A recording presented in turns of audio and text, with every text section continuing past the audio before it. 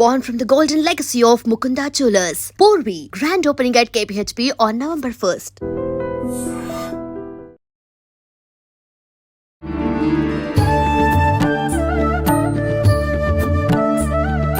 నమస్కారం, welcome to I dream. ధర్మ మార్గం విత్ విజిత కార్యక్రమానికి స్వాగతం. ప్రస్తుతం మనతో పాటు ఉన్నారు ప్రముఖ జ్యోతిష్య వాస్తు పండితులు, లలితా ఉపాసకులు శ్రీ శ్రీ శ్రీ నానాజీ పట్నాయక్ గారు. ఇప్పుడు వారితో మాట్లాడి మరిన్ని విషయాలు తెలుసుకుందాం.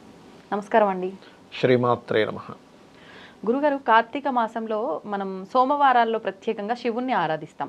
కానీ ముఖ్యంగా కార్తీక మాసంలో కార్తీక దామోదరుణ్ణి ఆరాధించాలి అని అంటుంటారు. కానీ ఎక్కువగా శైవ ఆరాధన చేస్తూ ఉంటారు, శివుడికే పూజలు చేస్తారు. మరి ఎందుకని విష్ణుమూర్తిని ఆరాధించాలి అని చెప్తూ ఉంటారు? దాని వెనకాల రీజన్ ఏంటండి?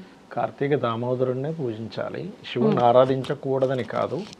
ఇద్దరిని ఆరాధిస్తే మంచిది. శాస్త్రంలో చెప్పినటువంటి అంశాలు ఏమిటి అంటే, కార్తీక మాసం మొత్తము కూడా మనకి తులారాశిలో సూర్యుడు సంచరించే సమయం నుంచి కార్తీక మాసం కామన్గా అయితే అమావాస్య తర్వాత నుంచి చేస్తాం. కానీ తులారాశిలో ఎప్పుడైతే సూర్యుడు వచ్చేసాడో మనకి సంథింగ్ 17th 18th నుంచి వచ్చాడు. అక్కడి నుంచి ఏంటంటే మనం నదీ స్నానాలు, దానములు, పితృ సంబంధించిన కార్యములు, వ్రతాలు, నోములు, సకల దేవతా సంబంధించినవి చేసుకోవచ్చు కార్తీక మాసంలో. ఎందుకు ఇంత పవర్ఫుల్ అసలు కార్తీక మాసానికి? ఇక్కడ శివుడా విష్ణు ఆ పూజ చేయడం అని కాకుండా, కృత్తికా నక్షత్రంలో చంద్రుడి యొక్క సంచారం పౌర్ణమి నాడు ఉంటుంది కాబట్టి కార్తీక మాసం. కృత్తికా నక్షత్రానికి ఉన్నటువంటి లక్షణం ఏమిటి అంటే, కృత్తికా నక్షత్రానికి అధిపతి ఎవరు అంటే అగ్ని. చెప్పాలంటే నక్షత్రాధిపతి ఏమో రవి, అగ్నిదేవుడు అవుతాడు. అగ్నికి ఉండేటువంటి లక్షణం దహింపజేసేటువంటి లక్షణం ఉంటుంది. దహింపచేసే లక్షణం ఉంటుంది కాబట్టి కార్తీక దీపములు వెలిగిస్తాం మనం. అది ఎప్పుడు వెలిగించాలి? ఉదయం 48 నిమిషాల ముందు, సూర్యోదయానికి 48 నిమిషాల ముందు, సాయంత్రం సూర్యాస్తమం తర్వాత 48 నిమిషాల తర్వాత వెలిగించాలి. ఎప్పుడు పడితే సుమారుగా అంటే ఆల్మోస్ట్ ఇప్పుడు మనకి 6:30కి అవుతుంది అనుకోండి సూర్యోదయం. దానికంటే ముందు 48 నిమిషాల ముందు అంటే ఆల్మోస్ట్ 5:30, 5:40, 5:30 అనుకోండి. 5:30 లోపల వెలిగించేసుకోవాలి. లేదా సాయంత్రం సమయంలో 6:30కి అవుతుంది. మీకు నెట్లో కొడితే వచ్చేస్తుంది ఈరోజు సూర్యోదయం ఎంత, సూర్యాస్తమం ఎంత. ఒక గంట తర్వాత, గంట ముందు అనుకోండి రఫ్గా వేసుకుంటే. చుక్కలు కనబడాలి, ఆకాశంలో స్టార్స్ ఉన్నప్పుడు వెలిగించాల్సినటువంటిది. ఉదయం నిద్ర లేచిన వెంటనే ఈ కార్తీక మాసం అంతా కూడా 4 గంటలకే స్నానం చేయాలి. చల్లటి నీళ్ళతో, అది కూడా వేడి నీళ్ళతో చేస్తే కాదు. స్త్రీలకి అంటే వాళ్ళు కొంచెం వృద్ధులు ఉన్నారు, చిన్నపిల్లలు ఉన్నారు, అనారోగ్యంతో ఉన్నారు, వాళ్ళు గోరువెచ్చని నీళ్ళతో చేయొచ్చు. కానీ అంటే పూజ చేసేవారు ఒక్కరు కాదు, ఇంటిలి పాది చల్లటి నీళ్ళ స్నానాలు చేయాలి. అయ్యో, ఇప్పుడు సూర్య భగవానుడు నీచంలో ఉంటాడు కార్తీక మాసంలో. సూర్యుడు దేనికి ప్రతీక? గుండెకాయ. మనిషి యొక్క హార్ట్కి సూర్యుడు ప్రతీక. అందుకే ఎవరి జన్మ జాతకంలో అయినా సూర్యుడు కనుక పాడయ్యాడు అనుకోండి, వాళ్ళ చాట్లో అంటే పాపగ్రహాలతో ఉన్నాడు, వాళ్ళకు వచ్చేటువంటి డిజీజెస్ ఏమొస్తాయి? ఇండైజెషన్ ఇష్యూస్, డైజెస్ట్ సరిగ్గా అవ్వదు, హార్ట్ రిలేటెడ్ ఇష్యూస్ ఉంటాయి వాళ్ళకి.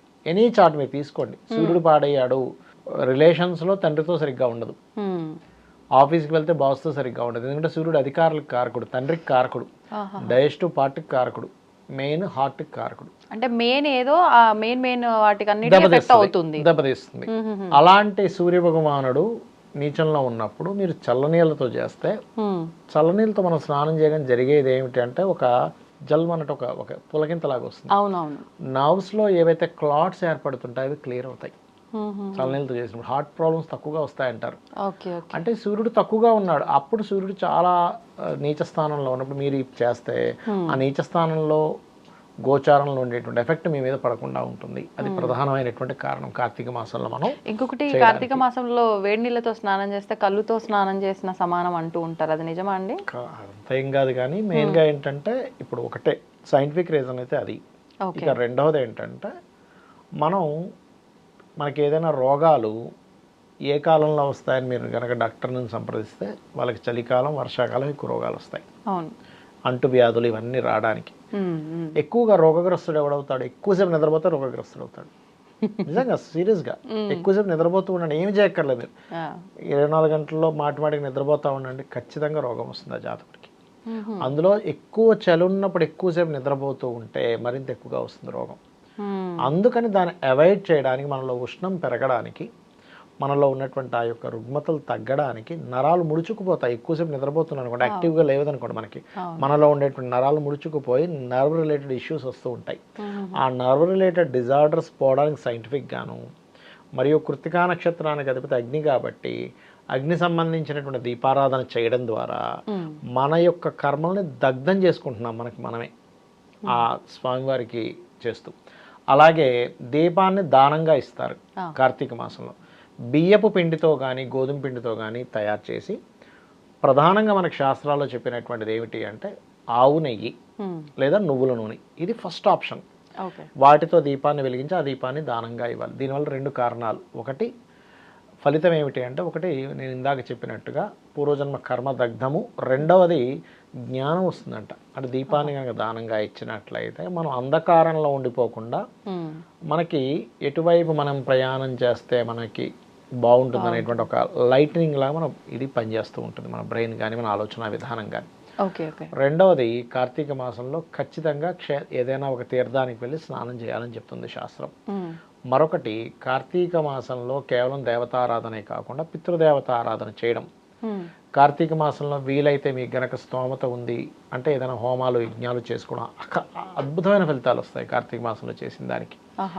అలాగే కార్తీక మాసంలో అసలు ఎందుకు చేయాలి ఈ క్షేత్ర దర్శనాలు కానివ్వండి అంటే, మనము ఎలాగైతే ఆచరిస్తుంటామో దేవతలు, సిద్ధులు, అప్సరులు, మహర్షులు వీళ్ళందరూ కూడా వచ్చి తీర్థాల్లో స్నానం చేసి వెళ్తూ ఉంటారు కార్తీక మాసంలో. అందుకని వాళ్ళ యొక్క ఎనర్జీస్, ఇప్పుడు సిద్ధులు కానీ వీళ్ళందరూ ఏంటంటే మనం పడుతున్న తపనికి వాళ్ళు జాలి పడతారు ఒక్కోసారి. అరే ఈ ప్రాణి ఇలా ఇబ్బంది పడుతుంది కదా, జాలి పడి మన మీద ఒక దృష్టి పడింది అనుకోండి వాళ్ళది, మన కర్మలు దగ్ధమైపోతాయి. అందుకని క్షేత్ర దర్శనం చేయండి కార్తీక మాసంలో, తీర్థయాత్రలో స్నానం చేయండి, తీర్థయాత్రలు చేయండి, లేకపోతే తీర్థాల్లో స్నానం చేయండి అని చెప్తూ ఉంటారు. అలాగే ఈ యొక్క కార్తీక మాసంలో ఉపవసించి, అంటే పొద్దున్నంతా కాస్త తినకుండా టిఫిన్ లాంటిది ఏం చేసి సాయంత్రం కూడా భోజనం చేస్తారు. నక్తము, చుక్కను చూసి భోజనం చేయడం అంటారు. ఇవన్నీ చేయడం ద్వారా ఏమవుతుందంటే ఎప్పుడు కూడా హెల్త్ ఇష్యూస్ ఎక్కువగా ఎప్పుడు వస్తాయంటే, ఇందాక నేను చెప్పినట్టుగా ఎక్కువ నిద్రపోవడం వల్ల, రెండవది ఎక్కువగా ఫుడ్ తినడం వల్ల కూడా వస్తాయండి. ఫుడ్డే మెయిన్ కారణం. దీనివల్ల ఏమవుతుంది, మన బాడీలో ఉండేటువంటిది ఏదైతే రుగ్మతకి కారణం అవుతూ ఉంటుందో అది మనకి రాకుండా చేస్తూ ఉంటుంది ప్రక్రియ వల్ల. అది అలాగే ఎక్కువగా హోమాలు చేయడం వల్ల మంచి ఫలితాలు వస్తూ ఉంటాయంటారు. అదేవిధంగా ఒక్కొక్క విషయానికి ఒక్కొక్క పరిహారం ఉంటుంది కార్తీక మాసంలో. ఇప్పుడు ప్రతిదీ ఆటంకం ఎక్కువగా జరుగుతుంది కార్తీక మాసంలో. శివకేశవులతో పాటు గణపతి ఆరాధన ఎక్కువగా చేయండి. ఖచ్చితంగా వాళ్ళ జీవితంలో ఉండేటువంటి ఏదైతే ఆటంకాలు ఉంటాయో 100% పోతాయి. అలాగే అనారోగ్య సమస్యలు ఉన్నాయి, సూర్య ఆరాధన ఎక్కువగా చేయండి కార్తీక మాసంలో. అదేవిధంగా కొన్ని దానాలు చెప్పారు. ఇప్పుడు బాగా అనారోగ్యాలు ఉన్నాయి, లేకపోతే ప్రమోషన్స్ రావట్లేదు, కొన్ని ఇబ్బందులు ఉన్నాయి, వాళ్ళ యొక్క లైఫ్లో వాళ్ళు ఏదైతే మంచి స్టేజ్కి వెళ్ళలేకపోతున్నారు, గోధుమలు దానంగా ఇవ్వాలి. గోవుకి గోధుమ రవ్వ తినిపించమని చెప్తూ ఉంటారు. మెడిటేషన్స్ చేస్తే కనుక కార్తీక మాసంలో బియ్యం దానంగా ఇవ్వడం, అన్నదానాలు ఎక్కువగా చేస్తే మానసిక రుగ్మతలు తగ్గుతాయి, మానసికంగా ఉండేటువంటి స్ట్రెస్ అనేది తగ్గుతుంది. వివాహం అవ్వటం లేదు. ఇక్కడ సూర్యుడు నీచంలో ఉంటాడు కార్తీక మాసంలో. మనం చూస్తే కార్తీక మాసంలోనే ఏదైనా సంబంధాలు చూస్తూ ఉంటాం. ఇక్కడ ఏంటంటే కార్తీక మాసంలో సూర్యుడు నీచంలో ఉన్నందుకు ఇప్పుడు ప్రత్యేకంగా రవి కుజుడితో కలిసినాడు సూర్యుడు ఇప్పుడు ఈ కార్తీక మాసంలో. కాబట్టి కొంచెం వివాహ సంబంధించినటువంటి విషయంలో ఎవరైనా కార్తీక మాసం మంచిదని వివాహం జోలికి వెళ్ళినప్పటికీ వాళ్ళ పర్సనల్ చార్ట్స్లో రవికుజుల యొక్క స్థితిగతులు ఎలా ఉన్నాయో కూడా చెక్ చేసుకోవాలి. ఎందుకంటే గోచారంలో ఉండేటువంటి గ్రహాల యొక్క స్థితి వాళ్ళ పర్సనల్ చార్ట్లో ఉండేటువంటి గ్రహాల స్థితి మ్యాచ్ అయితే దాని ఎఫెక్ట్ ఎక్కువగా ఉంటుంది వారికి. అది పాజిటివ్ కావచ్చు, నెగిటివ్ కావచ్చు. ఈ జాగ్రత్తలు తీసుకోవాలి. ఇక్కడ ఏంటంటే ఒక దీక్షలాగా 30 రోజులు తీసుకొని చేసేవాళ్ళు ఉంటారు. వీళ్ళ ఆహారపు అలవాట్ల నుంచి దగ్గర నుంచి దేవతా సంబంధించిన ఆరాధన దగ్గర నుంచి వాళ్ళ యొక్క మానసిక స్థితి, ముఖ్యంగా ఏంటంటే ఏదో దీపం పెట్టేసామా ఇంటికి వచ్చేసామా అంటే సరిపోదు. పక్కవాడి మీద మనం ఎప్పుడు కూడా ఏడవడం కానీ, గాసిప్స్ చెప్పడం కానీ, ఇంకోటేవో ఇట్లాంటివి చేయకూడదు. ముఖ్యంగా ఆధ్యాత్మికత అంటే గుడికి రావడం కాదు, నీ మనస్సుని కంప్లీట్గా నీ ఆలోచన విధానాన్ని సమాజానికి ఉపయోగపడేలా చేస్తున్నావు, నువ్వు ఎలా జీవిస్తున్నావు అనేది ఆధ్యాత్మికంగా దేవతకి ప్రతిదీ కూడా దేవతకి సమర్పిస్తూ, అమ్మవారికి సమర్పిస్తూ లేదా అయ్యవారికి సమర్పిస్తూ నీ జీవితాన్ని ఎలా గడుపుతున్నావు అది ముఖ్యం. అదంతా చూసుకుంటే సరిపోతుంది. అంటే భక్తితో పూజలు చేసినప్పటికీ దుర్మార్గపు ఆలోచనలు ఉంటే అంత వృధా అన్నట్లు. అంటే దేవత రాదండి. మీరు పూజ చేస్తే రావడం కాదు, మీ యొక్క తత్వాన్ని బట్టి దేవత మన దగ్గరికి వస్తుంది. ధన్యవాదాలండి. శ్రీమాత్రే నమః. And for more videos, Please subscribe to iDream. Please subscribe to iDream. Please subscribe iDream. And please subscribe to iDream. For more videos, subscribe to iDream. please like, share, and subscribe to the channel. Congratulations, iDream. Subscribe to iDream. Subscribe to iDream. So subscribe to iDream Media.